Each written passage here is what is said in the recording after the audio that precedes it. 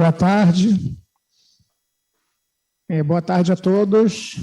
Good afternoon, everybody. So we'll start now Vamos começar agora o terceiro painel do sexto Simpósio Internacional de Imunobiológicos. Eu tenho o prazer de receber aqui o Dr. Eduardo Estrada e o Dr. Andreas Castan. Somente para dar um panorama sobre as recomendações quanto às perguntas, nós pedimos aos participantes online de colocarem suas perguntas no chat do aplicativo, e as pessoas no presencial podem trazer as perguntas para nós, para a gente entregar para os apresentadores, ok? Então, primeiramente, eu gostaria de apresentar o senhor Eduardo Estrada. Ele é o bacteriologista e parasiologista químico, graduado no México, na Escola Nacional de Imunobiologia. Tem mais de 35 anos trabalhando na indústria farmacêutica. Ele tem trabalhado especialmente na Sanofi nos últimos 15 anos, como especialista. Senhor Eduardo Estrada, primeiramente, muito obrigado por estar aqui nesse simpósio e, por favor, partilhe conosco o seu conhecimento, sua experiência sobre o assunto. Muito obrigado.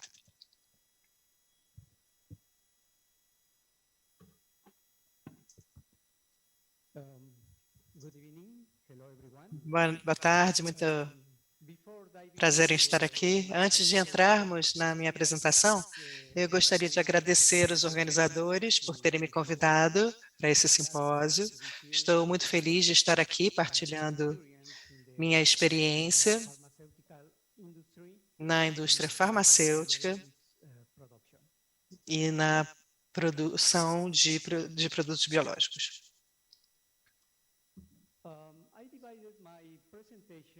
Eu dividi a minha apresentação em sessões diferentes. A primeira parte vai falar sobre as especificidades das vacinas e a segunda parte vai falar sobre os sistemas de produção atual de vacinas. E o terceiro tópico para cobrir nessa sessão seria sobre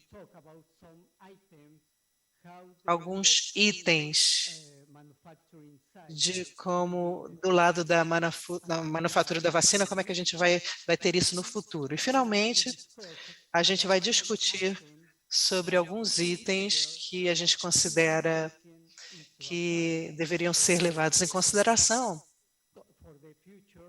para o futuro, para a gente começar as operações num novo local.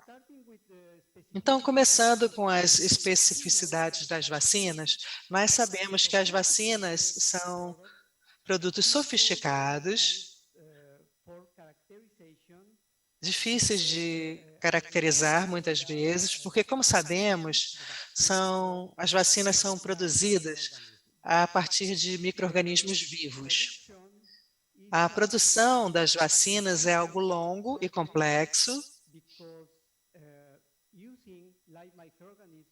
porque, utilizando micro-organismos vivos, a gente precisa de instalações, e no design das instalações a gente tem que considerar uma construção especial para conter esses micro-organismos. Adicionalmente, a gente sabe que a produção de vacinas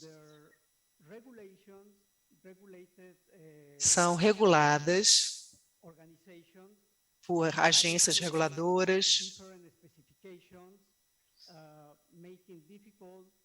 Então, isso torna o processo de registro mais difícil para aprovação, para o lançamento.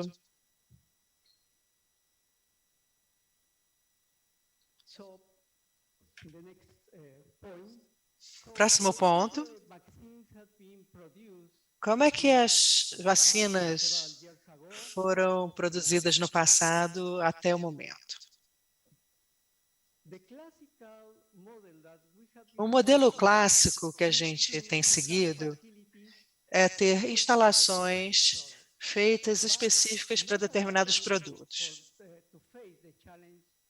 mas não adaptadas para enfrentar o desafio que a gente vai ter no amanhã.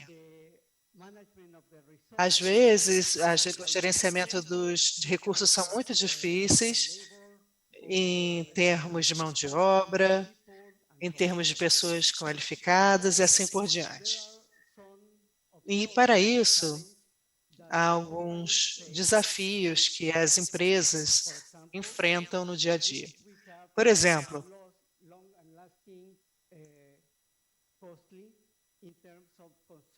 nós temos uma construção que é custosa, que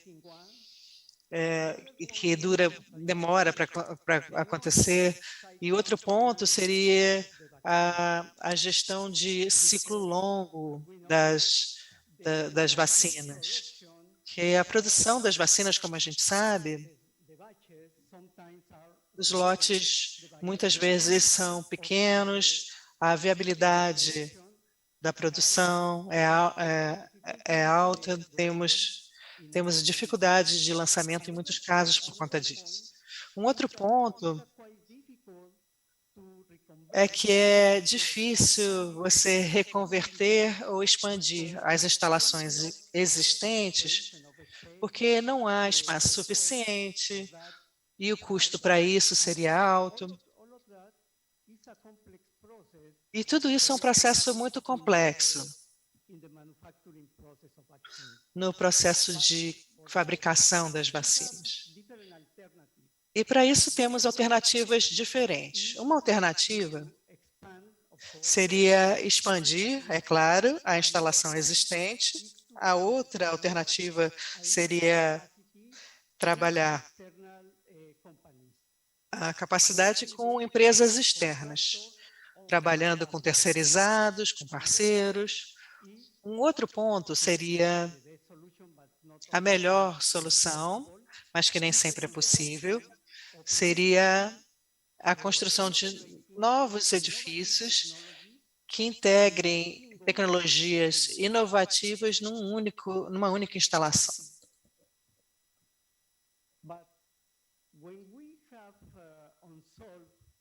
Mas quando a gente tem esses desafios que não são resolvidos, é claro que a consequência é a gente perder oportunidades de suprimento e aumentar o custo da produção em muitos casos.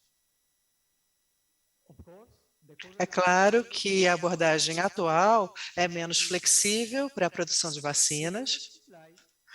E no próximo slide, eu gostaria de dizer que os fabricantes de vacina têm buscado o desenvolvimento das vacinas com novas tecnologias para poder satisfazer a demanda. Nos últimos anos, a maior parte das companhias não estava preparada para atender a demanda de vacinas por conta de capacidade e o aumento da transferência tecnológica entre as empresas aumentou nos últimos 2 anos. Então, a questão seria, como é que a gente supre as demandas das vacinas sendo flexível, sendo ágeis,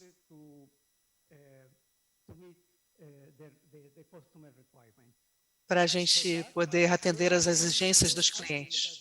Para isso, há alguns itens que a gente precisa considerar.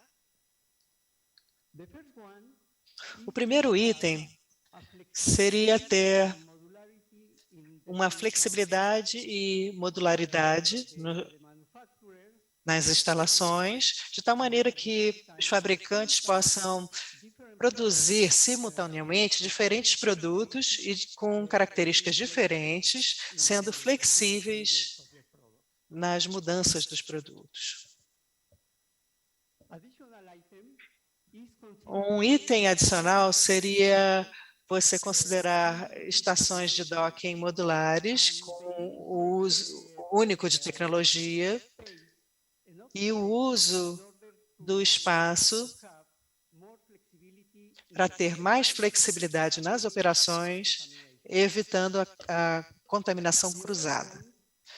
O outro ponto seria o uso dos robôs autônomos. Às vezes isso parece ser algo do futuro, de longo prazo, mas não é mais o caso na indústria farmacêutica de hoje em dia. Então, por exemplo, o uso de robôs pode reduzir a contaminação cruzada,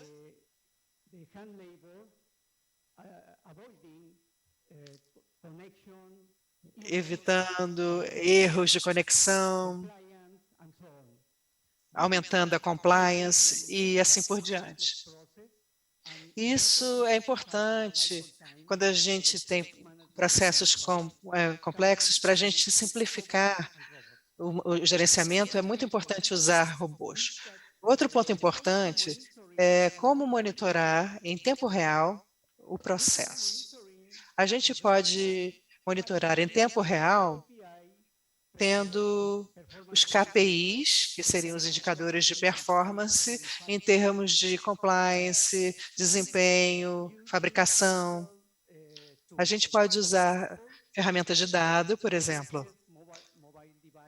A gente pode conectar dispositivos móveis, a gente pode monitorar em tempo real os processos, os KPIs, as reclamações, os controles da cadeia, tudo isso que acontece na empresa. Adicionalmente, a gente tem programações digitais, a gente tem os data analytics que a gente pode monitorar em tempo real, para a gente ver os resultados do produto.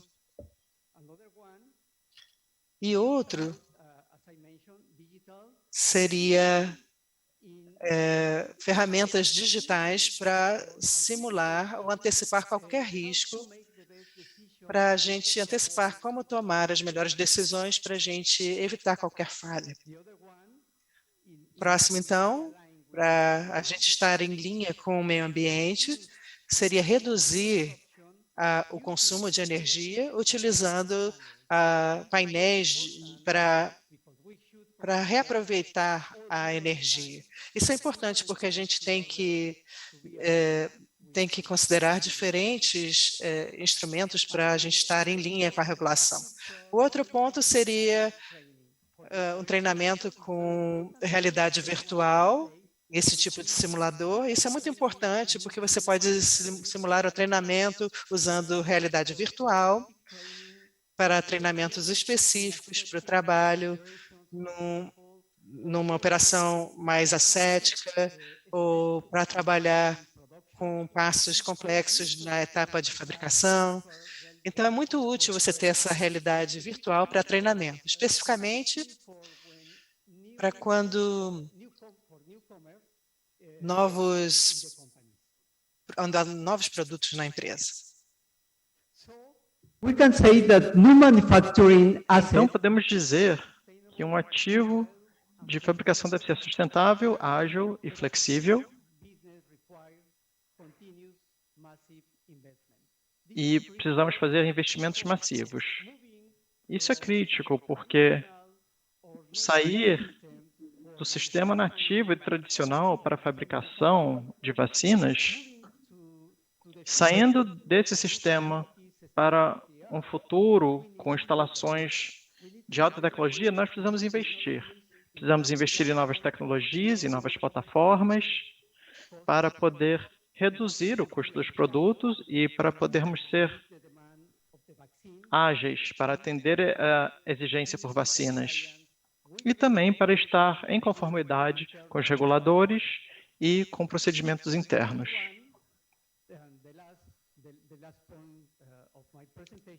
E a última questão da minha apresentação é em relação às habilidades técnicas e os soft skills que precisamos para operar uma nova instalação.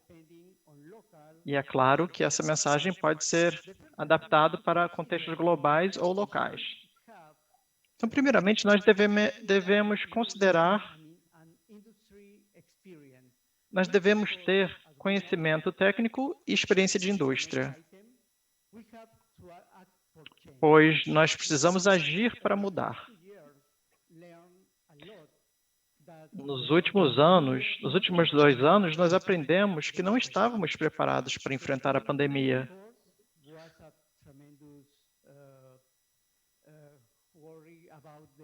No começo da pandemia, havia muita preocupação sobre a situação. Então, precisamos estar prontos para agir para mudar, para termos novas tecnologias, novas instalações, para lidarmos com novos regulamentos e para lidarmos com quaisquer requerimentos exigidos pelo ambiente. Outra coisa que devemos fazer é tentar sempre buscar pelos resultados. Então, o que devemos fazer? Também devemos cooperar transversalmente. Deve haver essa cooperação transversal entre empresas, pois, como eu mencionei, nos últimos 2 anos, houve um aumento na transferência de tecnologia entre empresas. E a cooperação foi essencial para que as empresas estivessem prontas a tempo com novas vacinas. Então, a cooperação e a comunicação entre empresas ou entre empresas empreiteiras e parceiras ou com reguladoras são importantes. Isso deve ser feito de forma transversal. Também deve haver um comprometimento em relação aos clientes. A nova tecnologia, as novas instalações, tudo isso tem como foco os clientes, que são os pacientes, os reguladores. É tudo aquilo com o qual devemos estar em conformidade. Também devemos pensar no futuro, devemos ter uma estratégia para enfrentarmos o amanhã. Enfrentarmos o amanhã com novas tecnologias e novas plataformas. E como lideramos os times, as equipes? Essa é uma questão importante. Liderar equipes internas ou externas. E trabalhar com reguladores, com parceiros, com empreiteiros. Então, para isso, precisamos liderar equipes para atender as demandas. Também devemos desenvolver as pessoas. Desenvolver pessoas em simpósios. Tivemos muitas apresentações aqui sobre novas tecnologias e novas plataformas, novas vacinas. E o desenvolvimento de pessoas é essencial. Precisamos nos atualizar. Então, simpósios como esse são importantes para nos atualizarmos e para sabermos sobre inovações e para recebermos informação sobre novas tecnologias. E assim, aumentamos o desenvolvimento das pessoas. E, finalmente, a necessidade de tomar decisões. Se nós decidirmos trabalhar com parceiro ou construir uma nova instalação,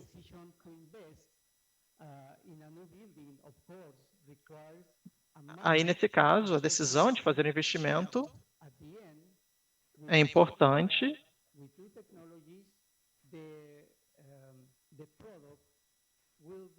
mas com tudo isso, o produto será produzido de forma ágil com agilidade, o local será flexível e poderá produzir diferentes produtos de forma simultânea para satisfazer a demanda.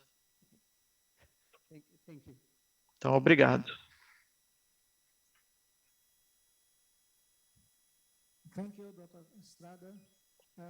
Obrigado, Dr. Estrada. Então, gostaria de dar mais informações em relação às perguntas. Os participantes online devem enviar suas perguntas através do bate-papo, do aplicativo. E as pessoas que estão aqui presencialmente também podem utilizar o bate-papo ou podem levantar a mão e as pessoas aqui pegarão suas perguntas escritas. Então, agora eu gostaria de dar a palavra a Andreas Carsten. O senhor André Carsten está conosco online. Ele tem trabalhado na indústria biotecnológica por mais de 20 anos. Atualmente, ele fornece liderança e apoio para o negócio de bioprocesso da Citiva. Então, eu gostaria de chamar o senhor Andreas Carsten para compartilhar a sua experiência em novas tecnologias e estratégias na fabricação biofarmacêutica. Então, obrigado, senhor Carsten. Sim, muito obrigado por me receber aqui. Boa tarde a todos. E muito obrigado pela apresentação. Eu gostaria de falar sobre novas tecnologias na indústria biofarmacêutica. E eu espero que na minha palestra eu possa convencê-los sobre o futuro, que o futuro desenvolvimento está em sílico. Mas antes de iniciar, eu gostaria de dar uma visão geral sobre a indústria. Isso está muito alinhado com o caminho de desenvolvimento. Então, o mercado está vendo muito crescimento, estamos vendo novas modalidades, estamos também vendo incerteza e projeções de demanda, mas também há muita pressão de custo na indústria. E isso faz com que as empresas, as companhias criem instalações mais flexíveis, como ouvimos falar na última palestra. E há um impulso para a qualidade de dados, um foco em qualidade e um foco em velocidade para a clínica, velocidade para construir, velocidade para levar produto ao mercado e velocidade para fornecimento. E isso gera muita pressão. Então, o que podemos fazer para aumentar a velocidade através da jornada de CMC, que é Química, Manufatura e Controles? Bem, eu gostaria de iniciar desenhando o mapa do que é essa jornada CMC. Bom, é basicamente levando um projeto do desenvolvimento de processos para a fabricação, entrando no grupo MSAT, talvez incluindo a subcontratação,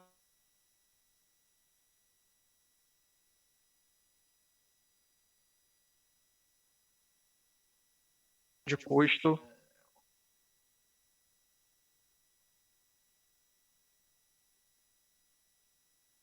de forma rápida e de forma previsível. Essa é uma citação de uma publicação da Biotechnology by Engineering.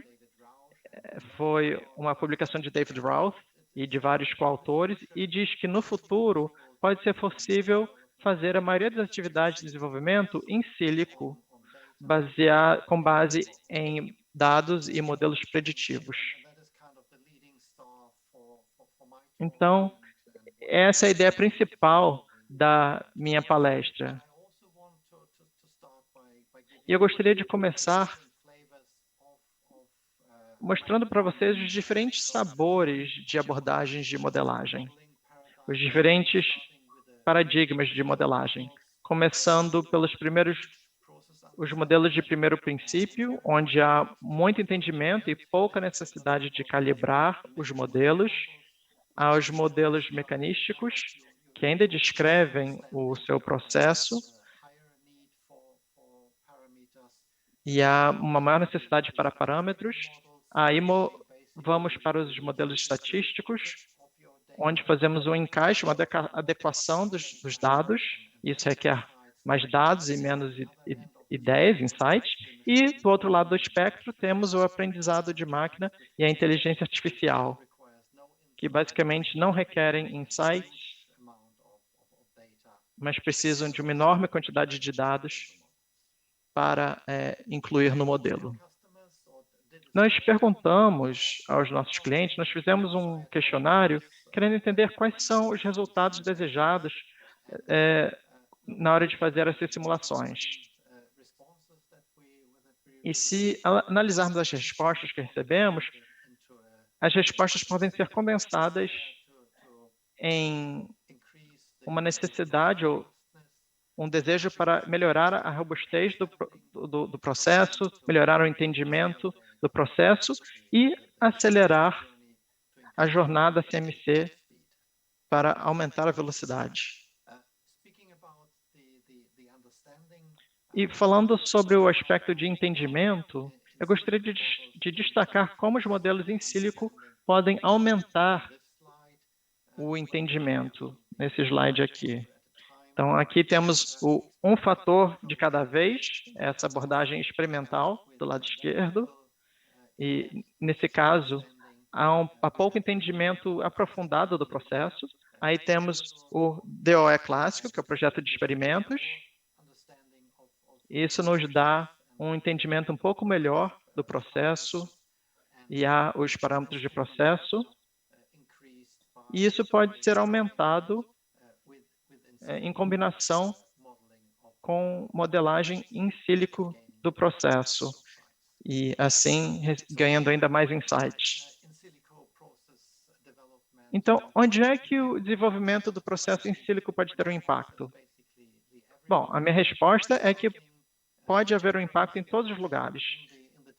Podemos começar no estágio inicial, na definição do processo. Eu vou mostrar um estudo de caso mais tarde na apresentação. Pode também ter um impacto no estágio tardio e no estágio comercial. Pode haver uma melhoria no processo, na mudança do processo. E também na transferência do processo e na expansão. E no lado da fabricação, isso pode ser feito no treinamento de operadores, isso foi mencionado pelo último palestrante. E do lado comercial, há o controle adaptivo e o soft sensing e planejamento de operações. Há também uma expectativa dos reguladores para a implementação de simulações virtuais para aumentar o entendimento dos processos e para resolver os problemas na escala de fabricação. Então, essa citação aqui vem de um documento do FDA. Agora vamos examinar o estudo de caso que eu mencionei. O primeiro é sobre um aumento de bioreator, e nós criamos modelos em sílico para facilitar o aumento do bioreator, para a expansão do bioreator. Mas eu gostaria de começar falando sobre o que é o escalonamento do bioreator. Bom, aqui é uma questão de determinar a configuração de agitação para que o ambiente celular seja mantido constante. Isso porque o ambiente celular permite com que as células cresçam como nós esperamos e com a viabilidade esperada e com a qualidade que é esperada. Então, aqui eu desenhei um mapa das variáveis e dos parâmetros que definem um processo. Há aqueles à esquerda, que são fáceis de expandir ou que podem ser escalados, como temperatura e pressão. Nós podemos escalonar a adição de nutrientes, mas quando chegamos para o lado direito, é mais difícil, porque esses parâmetros não podem ser escalonados volumetricamente, como o tamanho de bolha. Então, nesse caso, precisamos ter ferramentas mais avançadas para nos ajudar a navegar a projeção do processo. E aqui eu tentei descrever essa área de projeção. Temos algo multidimensional do lado esquerdo. Isso mostra o espaço de design, os parâmetros. Eu tentei ilustrar isso um pouquinho melhor, em duas dimensões, onde temos a areação no eixo X e a densidade de potência no eixo Y. Então, do lado esquerdo, temos uma limitação de transferência de massa e do lado direito, temos com alta areação, nós vemos espuma e problemas de danos causados por bolhas. E no limite superior, nós vemos danos hidrodinâmicos. E aí, no meio, nós temos o espaço de design seguro. E é claro que nós precisamos fazer a mesma coisa em diferentes escalas. Então, quais são os componentes em sílico que estão no dimensionamento do bioreator? É claro que a gente tem o trabalho de achar a equação para achar qual é a transferência ótima, saber os parâmetros que vão impactar a constante do modelo, que nesse caso é a KLA. Você precisa configurar os experimentos para construir modelos empíricos, ou vocês entram nos modelos em sílico que são derivados desse modelo do KLA. O próximo passo, então, seria combinar esses modelos para diferentes tamanhos de bioreatores, por exemplo, micro bioreatores, bioreatores de produção. Então, aplicar os modelos para traduzir os parâmetros de operação de uma escala para outra. E também olhando logo nos espaços de design e assegurar uma transferência que seja tranquila entre as escalas. Aqui temos dados de clientes, de um processo de transferência, de produção, de 10 litros para um bioreator de 200 litros, e à esquerda nós temos uma foto da produção do instrumento de escalamento. Você vê os parâmetros que estão constantes, por exemplo, o fluxo de transferência, e a gente observa nesses processos em verde que eles transformam-se em azul, que é 200 litros, onde você vê as densidades de célula bem comparáveis e as viabilidades. Eu diria até que a gente tem um desempenho melhor nos 200 litros. Então, o cliente usou esse instrumento e removeu gás e conseguiu resultados consistentes da primeira vez para produzir esse material bastante precioso, HEK 293, com um processo de vírus adeno-associado. O próximo estudo de caso é usar os Silico Models para os desenvolvimentos de cromatografias, e os próximos passos seriam entender quais são os componentes nessa abordagem, e começa novamente com o entendimento do processo, a convecção, a dispersão, a difusão, a transferência de massa, a interação entre a proteína-alvo, traduzindo em diferentes equações diferenciais, ou outros tipos de equações que descrevem esses processos. E então, usando dados do sistema, dados do cromatógrafo, e assim você permitindo as simulações de milhares de condições de processo, dentro de algumas horas.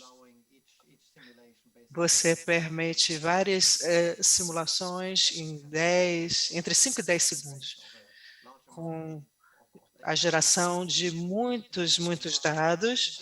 E no próximo slide temos uma comparação entre uma abordagem tradicional, observando os diferentes parâmetros de baixa densidade, aliás, a densidade de carga com a capacidade iônica. Então, cada experiência leva de 4 a 8 horas, traduzindo-se a um tempo de 1 a 2 semanas, comparando isso com a base móvel, você tendo 10.000 experimentos em sílico ao longo da noite e tendo todos esses espaços de mensalidade e tendo até uma interpolação de alta resolução e uma extrapolação também. E a gente pode ver todas essas publicações sobre essa abordagem em sílico que permite a redução dos experimentos do laboratório em até 75%. Então, que é bastante significativo. Então, vamos observar agora os estudos de cromatografia, comparando um processo DOE, onde a gente, de um sílico, onde a gente queria queria isolar a molécula de baixo peso molecular para a gente otimizar os resultados com e antes nós tínhamos um rendimento baixo,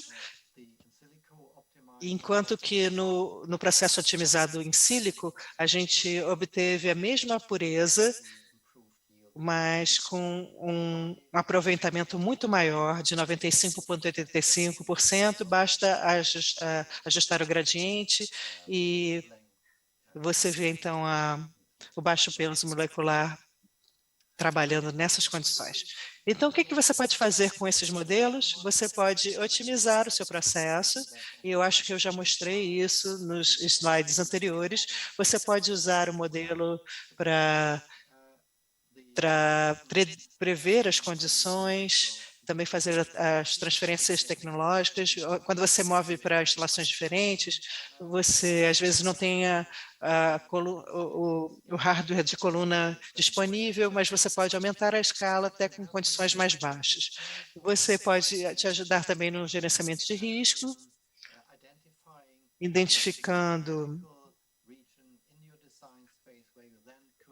os projetos de experimentos melhores e os esforços de experimentos para você reduzir os esforços de uma maneira significativa, e você pode utilizar também na gestão de desvios.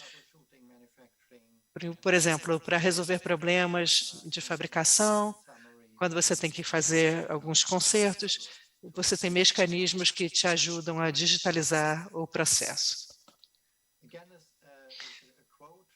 Então, aqui temos uma citação de Baring Ingelheim, que diz que essa mudança para o in sílico e a sua modelagem é um game changer maior que já existiu em 20 anos, diminuindo os esforços e custos, sendo realmente um divisor de águas. Então, como é que seria a jornada para as empresas farmacêuticas? O primeiro passo, é claro, seria identificar os casos de uso, o que seriam os usos fáceis. Vocês podem começar usando as ferramentas como as que eu descrevi hoje, e então vocês podem implementar no processo de desenvolvimento de processo, e depois você pode transferir para a manufatura. É uma maneira diferente de trabalhar, e nós na Cytiva estamos aqui para ajudar nossos clientes nessa jornada. Então, eu espero que eu tenha sido capaz de convencê-los de que o desenvolvimento de processo em sílico é o futuro, e estamos usando esse modelo para acelerar a nossa jornada de química, manufatura e controles. Eu mostrei alguns exemplos e com diferentes pipelines, e os ganhos estão muito alinhados com o roadmap que eu mostrei no início, e as expectativas dos clientes estão sendo atendidas, que seria cada vez uma robustez maior, um entendimento cada vez melhor do processo, aumentando a velocidade, o desempenho e diminuindo os custos. E com isso, eu gostaria de agradecê-los pela atenção de vocês, pelo tempo de vocês. Eu estou ansioso pelo nosso painel de discussões agora. Muito obrigado. Senhor Castan, muito obrigado por partilhar suas experiências conosco. Um prazer tê-lo aqui. Até agora ainda não chegou nenhuma pergunta. Eu não sei se a plateia ao vivo tem alguma pergunta para fazer. Eu tenho uma pergunta. Senhor Estrada, já que estamos falando sobre agilidade em cenários complexos, que é o que a gente tem visto nos últimos 2 anos, de acordo com a sua experiência, o que é que você considera o legado mais importante que essa pandemia deixou para a rede de produção que nós temos hoje?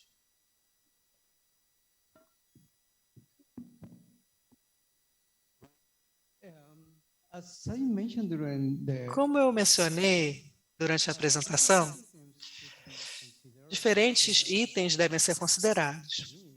Mas, para mim, na minha experiência nos últimos 2 anos, a gente tem que estar preparado para a mudança. Porque a mudança na fabricação, no ambiente, hoje em dia, a maneira como a gente trabalha é diferente. As diferentes empresas têm que adaptar os seus processos, os seus sistemas para continuar a operar dentro desse ambiente mais confuso, que é cheio de incertezas. Então, para mim, você antecipar as mudanças, aumentando o seu conhecimento sobre o ambiente, pode ajudar você a antecipar os riscos e antecipar as falhas na fabricação de vacinas. Então, isso vai mudar. Então, você tem que antecipar as mudanças. Outro ponto seria a comunicação ou identificar algumas capacidades adicionais, ou seja na capacidade atual, e você tem que estar preparado para expandir a sua capacidade com terceirizados, com novas instalações, com nova tecnologia e novas plataformas. Isso é chave para a gente estar preparado e para antecipar qualquer efeito adverso em potencial. Muito obrigado. Temos uma pergunta aqui, vindo do aplicativo de Sebastião Machado Weber. A pergunta seria: é um plano da Sanofi ter locais de fabricação na América Latina para reduzir os custos? Na América Latina, bem, atualmente a Sanofi tem 2 instalações, uma no México operando e outra na Argentina. Na Argentina, a gente produz antígenos para hepatite B e no México, antígenos para gripe. E na nossa expansão na América Latina, o México está obtendo a qualificação para uma nova instalação para formular vacinas de gripe. Essa instalação, que está sob construção e sendo qualificada, tem uma nova tecnologia no seu processo de implementação para o treinamento in vitro, como eu mencionei, para o treinamento virtual, perdão, para treinar os operadores das fábricas.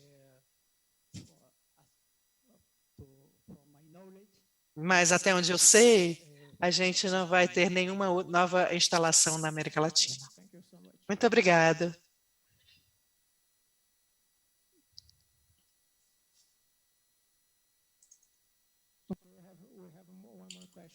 Temos mais uma pergunta.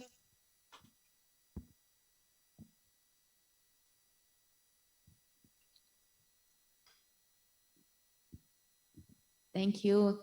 Muito obrigada a ambos pelas apresentações tão empolgadas. Estamos entrando num novo mundo. E a minha pergunta é para o Dr. Andrés Castan e também para o Dr. Estrada, se ele quiser adicionar alguma coisa. A minha pergunta seria: você acha que as agências reguladoras nacionais estão preparadas para receber os resultados das validações em sílico ou resultados em sílico para as mudanças de controle, por exemplo? Você acha que estamos preparados para isso, para entrar nesse novo mundo com as agências regulatórias nacionais sendo capazes de receber esse tipo de documentação?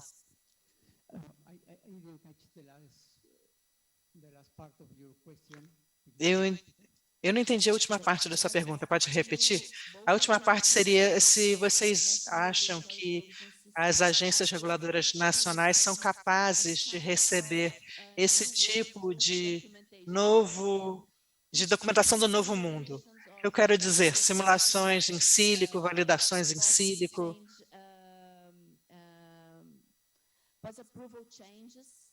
E as mudanças pós-aprovação que são simuladas em sílico. Esse é o meu ponto.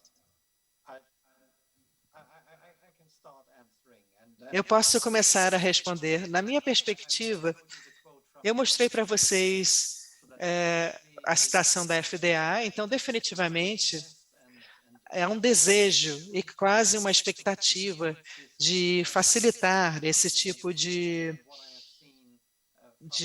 aplicação. E o que eu vejo da minha própria experiência é que há passos muito simples de cromatografia, por exemplo, uma de Ion Exchange, que usa modelos mecânicos sólidos, e temos um caso que teve essa aplicação, que foi baseado em simulações, em vez de termos os estudos de caracterização de processo. Eu acho que quando esses pequenos passos estiverem estabelecidos, porque a gente ainda tem uma grande jornada até a gente chegar em operações de unidades mais complexas, pensando sobre um cromatógrafo de modelo misto.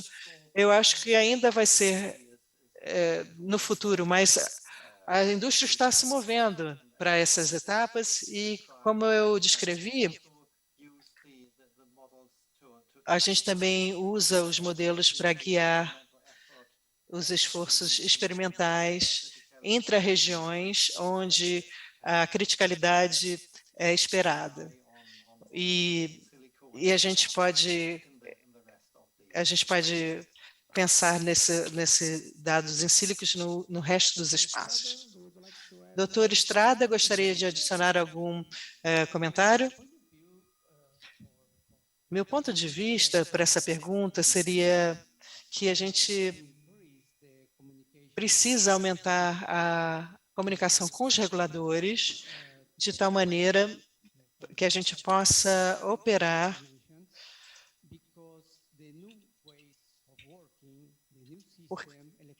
porque a maneira de operar os sistemas eletrônicos é com lotes eletrônicos, por exemplo, as novas ferramentas digitais com os provedores de informação, de tal maneira que a gente possa simplificar os processos de lançamento. Todas essas novas iniciativas devem ser partilhadas com as autoridades, com os reguladores, para a gente poder estar em conformidade, mas a gente deve simplificar o que foi feito nos últimos anos também. A gente deve simplificar a aprovação das vacinas. Então, a gente deveria melhorar a comunicação com o regulador, mostrando os benefícios das ferramentas digitais ou dos novos sistemas, das novas tecnologias, as informações virtuais que a gente pode prover para a gente conseguir trazer benefícios para o paciente. É claro que estar em conformidade com os requisitos regulatórios. E, para mim, o ponto importante seria melhorar a comunicação com os reguladores, partilhando esse tipo de novo trabalho, novas maneiras de trabalhar. Muito obrigada. A última pergunta, da Aline Oliveira. Primeiro para o doutor Estrada. A pergunta seria, para fazer o desenvolvimento de processo em sílico com produtos biológicos, como é que você simula o metabolismo da célula? E o metabolismo da célula? Bem, estamos falando da simulação, é claro. Precisamos de ferramentas que podem ajudar a simular, usando ferramentas virtuais, simulando situações para tomar decisões em cenários diferentes. E é claro, com isso a gente pode reduzir o erro humano, a gente pode reduzir o número de desvios, de mudanças, de falhas, e a gente pode também mitigar o risco. Isso pode ajudar a fazer isso. E é claro que isso é real. Podemos começar com esse tipo de... É claro que a gente pode fazer isso com esse tipo de abordagem.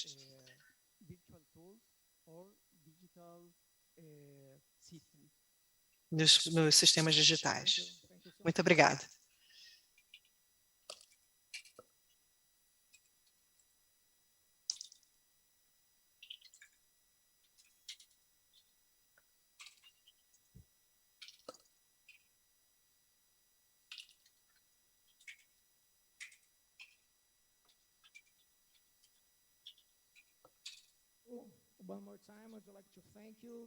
Mais uma vez, eu gostaria de agradecer ao senhor Estrada e também ao senhor Castan por partilhar suas experiências com toda a plateia aqui. Muito obrigada, muito obrigada. Muito obrigada por